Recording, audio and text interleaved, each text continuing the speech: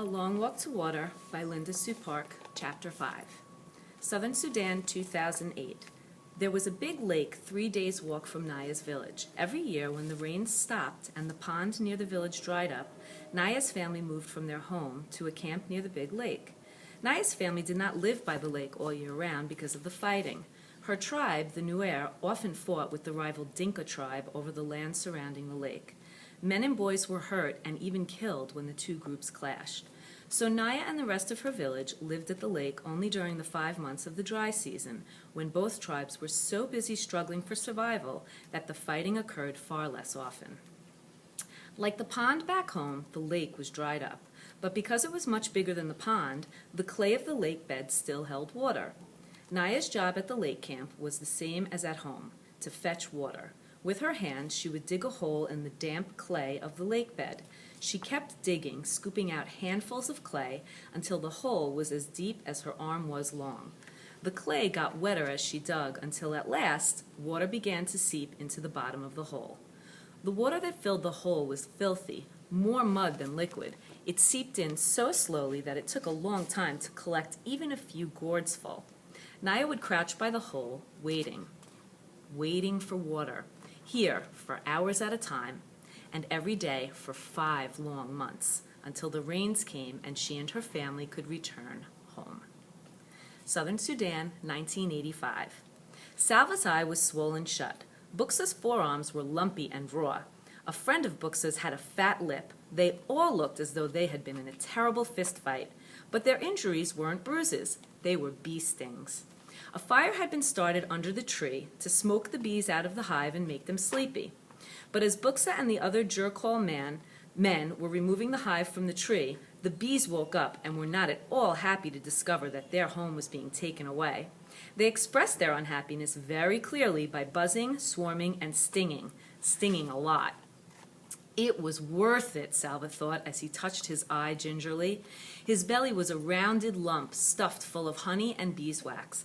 Nothing had ever tasted so good as those pieces of honeycomb dripping with rich, luscious gold sweetness. Along with everyone else in the group, he had eaten as much as he could hold, and then a little more. All around him, people were licking their fingers in great satisfaction, except for one Dinka man who had been stung on his tongue.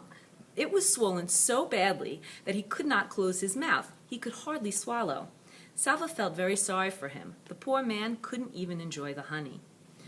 The walking seemed easier now that Salva had something in his belly. He had managed to save one last piece of honeycomb and had wrapped it carefully in a leaf.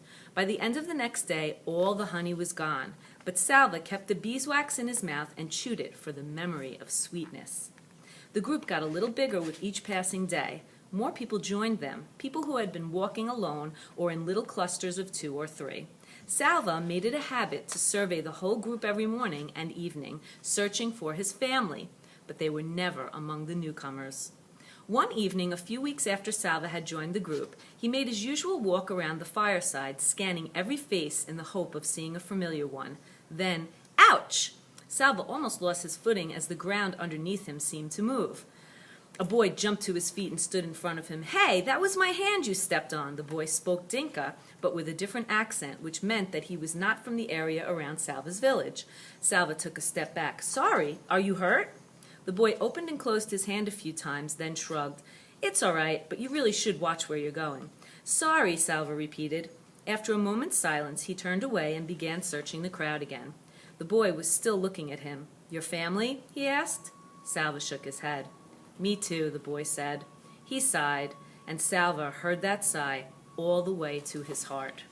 Their eyes met. "I'm Salva." "I'm Marielle." It was good to make a friend. Marielle was the same age as Salva. They were almost the same height. When they walked side by side, their strides were exactly the same length, and the next morning they began walking together. "Do you know where we're going?" Salva asked. Marielle tilted his head up and put his hand on his brow to shade his eyes from the rising sun. "East," he said wisely. "We're walking into the morning sun." Salva rolled his eyes. "I know we're going east," he said. "Anyone could tell that. But where in the east?" Marielle thought for a moment. "Ethiopia," he said. "East of Sudan is Ethiopia."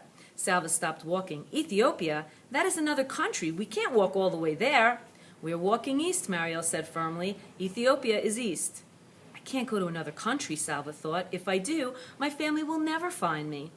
Mariel put his arm around Salva's shoulders. He seemed to know what Salva was thinking, for he said, "It doesn't matter. Don't you know that if we keep walking east, we'll go all the way around the world and come right back here to Sudan?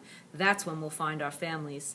Salva had to laugh. They were both laughing as they started walking again arm in arm, their strides matching perfectly. More than a month had passed since Salva had run from his school into the bush. The group was now walking in the land of the Atuit people. In the Dinka language, the Atuit were called the people of the lion. Their region was inhabited by large herds of antelope, wildebeest, gnus, and the lions that preyed on them.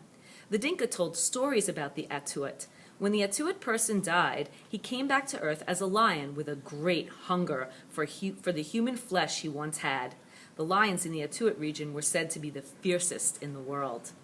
Nights became uneasy. Salva woke often to the sound of roars in the distance, and sometimes to the death squeal of an animal under a lion's claws. One morning he woke bleary-eyed after a poor sleep.